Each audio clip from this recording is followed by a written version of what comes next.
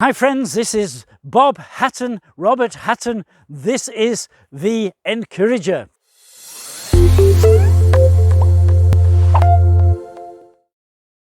So good that you're here, and I hope that this day will be so encouraging for you. The book of Mark is so exciting because Jesus is revealing who he is. He's showing us what he can do. He's showing us why he has come. And this goes on to about chapter 9. And the disciples, the friends of Jesus, they're learning. And again, they said, what kind of a man is this? Did you ever hear such teaching? And so on. What is he doing? What is he doing? And they were amazed about what Jesus had done. And today in this story, we're in the last story in Mark chapter 1, and this is from verse 40 to verse 45. And a man comes to Jesus, and this man, he has leprosy.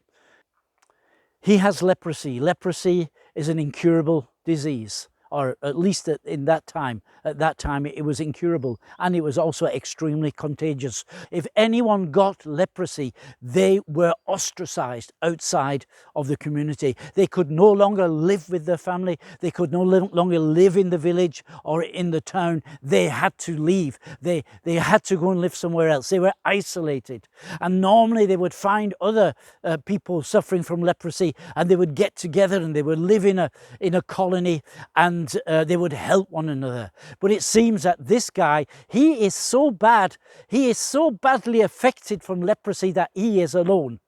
And one of the sad things about this story is that he is only defined by his sickness. And there was a man who had leprosy and came to Jesus. We don't know what his name is. We don't know which town he came from. We don't know whether he was married and how many children he had. We know nothing about him. We only know that he was a leper. And isn't that sometimes a problem that we have in our generation, that we just refer to people according to the problems? Oh, he's the one who had cancer. He's the one who is an alcoholic. She is the one who's divorced, and so on. And we just define people by the problems that they have in their life. And this man, but he comes to Jesus, this one with leprosy, and he says, if you will, you can cleanse me.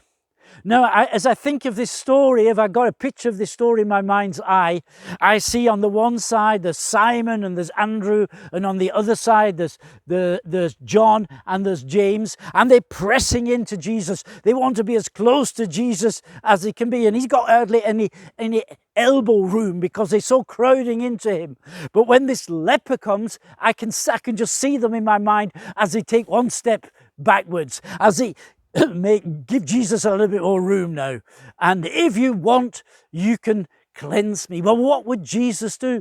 Okay, we've seen him casting out demons. We've seen him healing people. We've seen him doing this and that.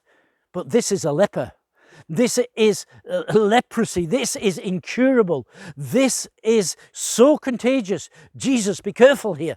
Jesus, be careful. And you know something? Peter, or Simon, and the others, of course, but Simon, he underestimated the mercy and the compassion of Jesus.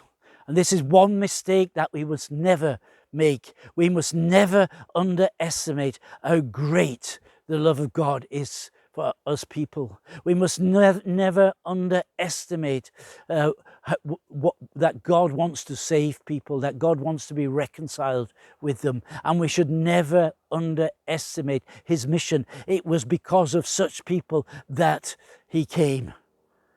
Let's not underestimate Jesus. He is so majestic. He is so mighty.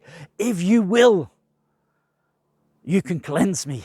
And of course, Jesus said, of course I will.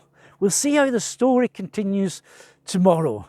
Don't miss it. So God bless you. I hope you have a great day today. I hope you can see something of God's mercy and compassion, and maybe even experience it and see Jesus on his mission. God bless you. See you tomorrow. Your encourager, Robert Hatton.